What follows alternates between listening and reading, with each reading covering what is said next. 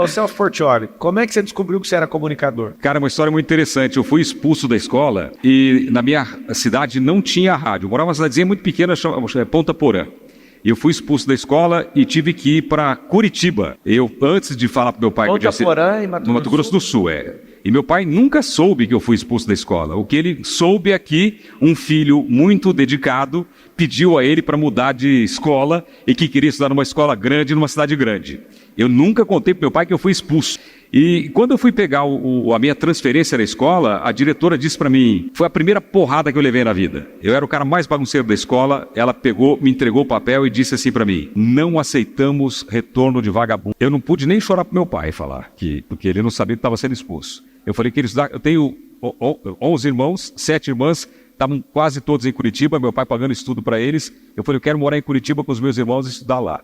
Peguei minha transferência e fui para Curitiba. Quando eu cheguei lá, me matricularam numa escola positivo. Aí, quando fizeram as contas, eu tinha que tirar tudo 9 e 10 para passar. Aí eu descobri que eu não conseguia ler. Eu lia e não entendia. Dislexia. Não sabia. Isso não foi diagnosticado naquela época, na minha vida, não foi. O que eu comecei a fazer? Tinha um radinho 2 em casa. Eu comecei a gravar as matérias e ouvir. Então eu gravava e ouvia, gravava e ouvia.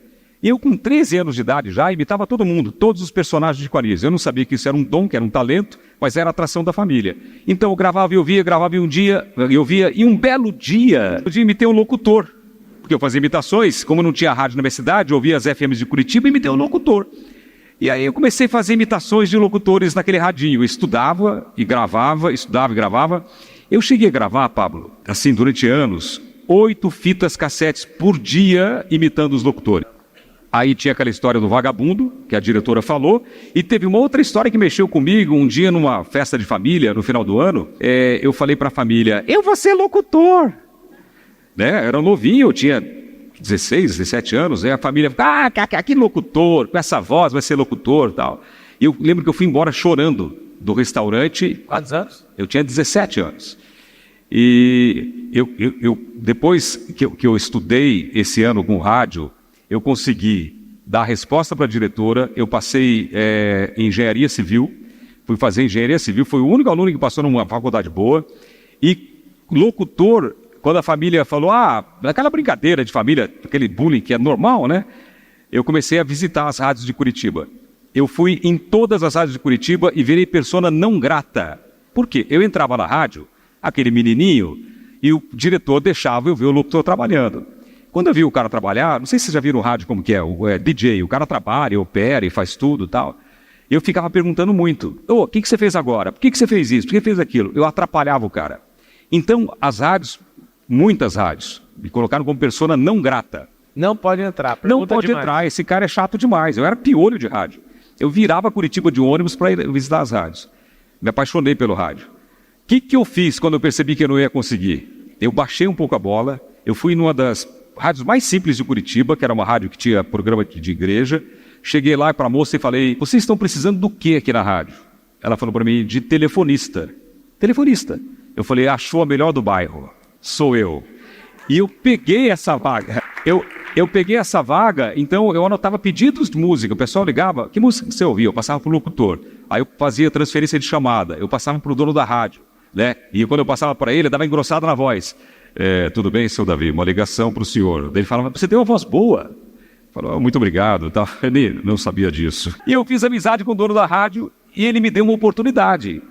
Ele falou, cara, você quer fazer locução? Eu falei, eu quero. Ele falou, você tem uma oportunidade comigo. Ele falou, vem fazer o Jornal da Madrugada. Curitiba. Eu falei, hoje eu tenho uma grande oportunidade. Eu peguei, levantei bem cedo, era 4 da manhã, saí de casa a pé, indo para a rádio. Eu falei, hoje eu tenho uma oportunidade. E foi esfriando aquele frio de Curitiba. Quando eu cheguei perto da rádio, falei, hoje eu tenho uma chance. Cara, um frio. Eu cheguei na rádio tremendo, de medo e de frio. E me colocaram, eu lembro até hoje, foi terrível. Me colocaram no estúdio, tinha um locutor profissional, tinha uma locutora profissional, eu no meio, com uma carinha de moleque, com um papelzinho na mão. Entrou a vinheta, Jornal da Rádio Apolo. E aí a moça leu a notícia muito bem, o locutor também todo impostado, e veio para mim.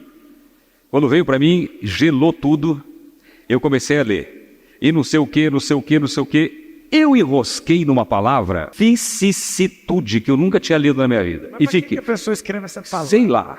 E tava lá, vicissi, eu fiquei vicissi. Me apelidaram de Cascavel, pra você ter ideia. Cara, de novo eu fui embora chorando da rádio. Bullying. Falei, cara, não é pra mim, eu não vou conseguir. Aí o que eu fiz? Eu fui pra casa, porque eu nunca tinha lido um jornal. Eu ficava imitando os locutores, né? Agora você vai ouvir a música tal. Fazia locução de rádio, de FM. Comecei a ler notícia, comecei a narrar esporte, comecei a fazer chamadas de rádio. Esse negócio de enroscar é tão grave na minha cabeça até hoje, esse trauma. Olha só, que domingo agora eu fui fazer uma chamada de jornalismo, eu enrosquei numa palavra. Me veio um filme do meu começo de novo. Só que eu estava ao vivo com a cara na televisão. Eu fui falar cara, não sai, ó.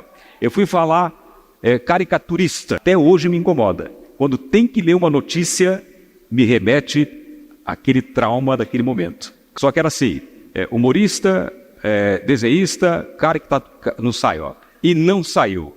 Eu lembrei do meu começo, falei, meu Deus, eu tenho que manter a calma. Daí eu comecei, caricaturista, falei devagar e saiu, porque eu estava ao vivo. Mas para você ver como que aquele trauma... Interessante que todo bloqueio tem intimidade com o propósito. Você chegou nisso, aconteceu isso e você é um dos maiores comunicadores que nós temos da nossa geração. Você sabe que essa história é interessante sobre comunicar. O meu filho, ele tem descalculia e dislexia. Minha filha também.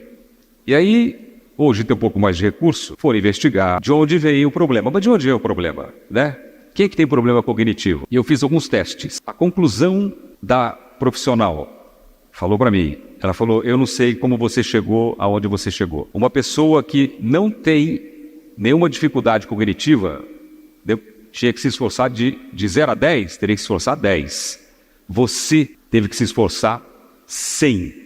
Uau. Só por causa da minha paixão pelo rádio. Eu gravava de 8 a 10 fitas por dia a minha vida inteira. Eu deixei de gravar e de treinar em casa microfone não faz muito tempo.